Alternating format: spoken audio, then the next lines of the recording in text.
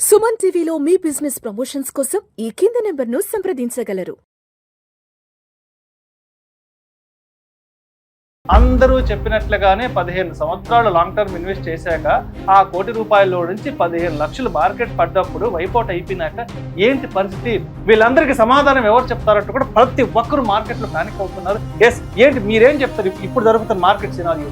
Investment చేసినట్టు వెళ్ళి ఓటీటీలో సినిమాలు చూసుకోవాలి, మళ్ళీ చూడడానికి కాదు. ఇన్వెస్ట్ చేసి అప్పుడు వ్యాపారమే చేసుకోవాలి. ఇన్వెస్ట్మెంట్ ఏం చేస్తాం? మనకు వ్యాపారం చేత కదని వేరే వ్యాపారంలో పెట్టాం.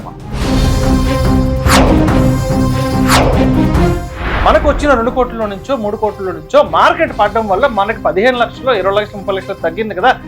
దానికి సమాధానం కాదు. ఇప్పుడు ఒక ప్రాపర్టీ కొన్నాను, నేను రోజు అడుగుతాను బ్రోకర్ ఫోన్ చేసి మన ఎంత ఉంది తగ్గిందో పెరిగిందని. అలా 10 రోజులు అడిగితే 11 రోజులు ఫోన్ అవుతుంది.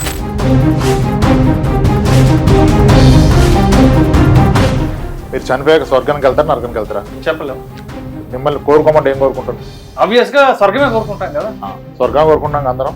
స్వర్గానికి వెళ్ళాలంటే ముందు చనిపోవాలి. మార్కెట్లో రిటర్న్స్ అవ్వాలంటే ఒకసారి లాస్ రావాలి. అంటే నాకు ఇప్పుడు మీరు చెప్పిన పర్సెప్షన్ నాకు నచ్చలేదు.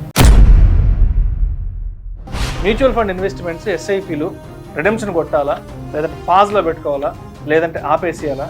నిజంగా ఈ మార్కెట్ ఫాల్ వల్ల మీ ఆరోగ్యం పాడవుతుంది, నేను నిద్రపట్టలేదు, ఎవడు చెప్పినా నాకు కన్విన్స్ అవ్వలేదు అంటే వెళ్ళిపోండి. విషయం తెలకపోతే చెప్పచ్చు సార్. విషయం తెలవదన్న విషయం కూడా తెలవదనుకోండి, మనం ఏం చెప్పలేం. ఇప్పుడు వినకుండా లేదు ఇలాగే చెప్తారు పోద్దంటే ఇంక చెప్పే ఉపయోగం లేదు కదా, వదిలేటమే.